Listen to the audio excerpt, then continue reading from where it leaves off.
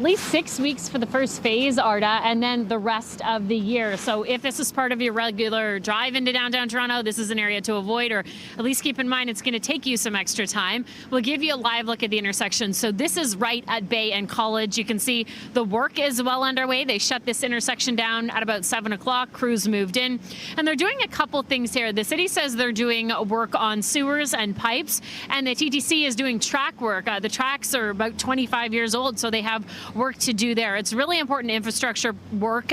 What we also heard from the TTC is they're doing it at the same time, so it doesn't have to stretch any longer, but the impact is significant. I mean, even where we're standing, we're spinning our camera around just north of the intersection. You can see a lot of drivers coming south on Bay, and they have to divert around this stretch. It's frustrating for some. I'll let you hear from some drivers, and we talked to the TTC this morning too. Look at that. It's taking 15 minutes to cross one intersection. Yeah, you're really delayed?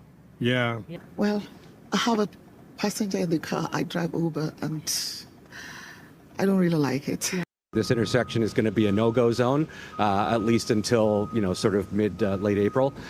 So, plan accordingly if you're going to drive through here. If you're taking transit, we've got a couple of diversions. So the 506 streetcar between Parliament and McCall will drop down to Dundas. Okay. And then we've got a bus that's running from Broadview and Gerrard over to Spadina Station, and that will sort of divert around this intersection. So again, when it comes to the timeline, this intersection is going to be closed for at least 6 weeks until mid-April. So that's close to drivers, to cyclists. Pedestrians have a bit of a walk around because of the closure and all the work happening here.